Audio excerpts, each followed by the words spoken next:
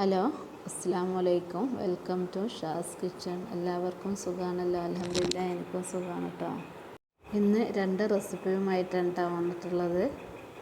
കോഴിക്കോട് ബീച്ചിലൊക്കെ പോയാൽ നമ്മൾ വാങ്ങി കഴിക്കുന്ന കാടമുട്ട എഗ്ഗ് ഫ്രൈയും ഗ്രീൻ പീസ് എഗ്ഗ് മസാലയും ആയിട്ടാണ് കേട്ടോ. ഇത് കുട്ടികൾക്കും വലിയവർക്കൊക്കെ ഒരുപോലെ ഇഷ്ടപ്പെടും. ഇത് നമുക്ക് എളുപ്പത്തിൽ ഉണ്ടാക്കിയെടുക്കാം കേട്ടോ. നമുക്ക് ഈ റെസിപ്പിയിലേക്ക് പോയാലോ? അതിനായിട്ട് ഞാൻ 20 കാടമുട്ടയാണ് എടുത്തിട്ടുള്ളത്. കാടമുട്ട ഒരു പാത്രത്തിലേക്കിട്ട് വെള്ളം ഒഴിച്ച് അടുപ്പത്ത് വെച്ച് പുഴുങ്ങിയെടുക്കാം. മുട്ട വെന്ത് വന്നതിന് ശേഷം തൊലിയെല്ലാം കളഞ്ഞ് വെക്കുക. മുട്ട വെന്ത് വന്നതിന് ശേഷം മാത്രം നമുക്ക് ഇതിലേക്കുള്ള മസാല തയ്യാറാക്കിയാൽ മതി കേട്ടോ. ഒരു പാൻ അടുപ്പത്ത് വെച്ച് 2 ടീസ്പൂൺ വെളിച്ചെണ്ണ ഒഴിച്ച് കൊടുക്കുക. വെളിച്ചെണ്ണയാണ് കേട്ടോ ഇതിലേക്ക് ടേസ്റ്റ്. എണ്ണ ചൂടായതിന് ശേഷം കറിവേപ്പിലയും ടേസ്റ്റിന് വേണ്ടി കുറച്ച് വെളുത്തുള്ളി ഇഞ്ചി പേസ്റ്റും ചേർത്ത് കൊടുക്കുക.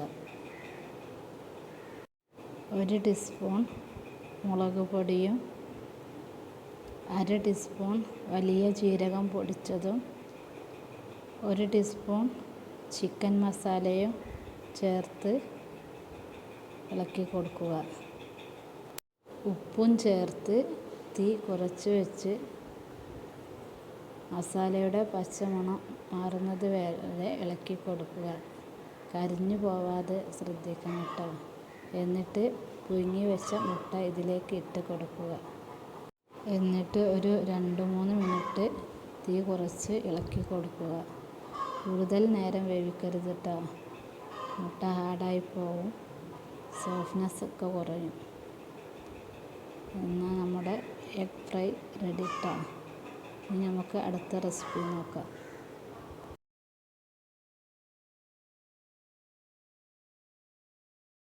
ഇനി ഗ്രീൻ പീസ് എഗ് മസാല റെസിപ്പിയിലേക്ക് കിടക്കാം. അതിനായിട്ട് ഗ്രീൻ പീസ് 4 മണിക്കൂർ വെള്ളത്തിൽ കുതിർത്ത് വെക്കുക.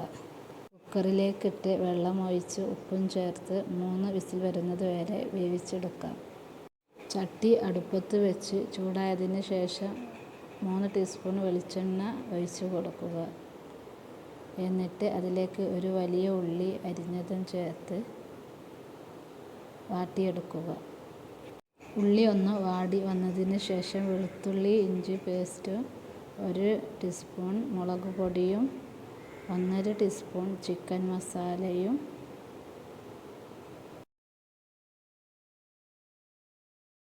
1/2 ടീസ്പൂൺ കുരുമുളക് പൊടിയും ചേർക്കുക കേട്ടോ. അത് ഇതിന് സ്കിപ്പായി പോയതാണ്. ഒരു തക്കാളി അരിഞ്ഞതും ചേർത്ത് ഇളക്കിയെടുക്കുക. എന്നിട്ട് 3 മുട്ട പൊട്ടിച്ച് ഇതിലേക്ക് ഒഴിച്ച് കൊടുക്കുക. എന്നിട്ട് 2 മിനിറ്റ് നല്ല ഇളക്കി കൊടുക്കുക.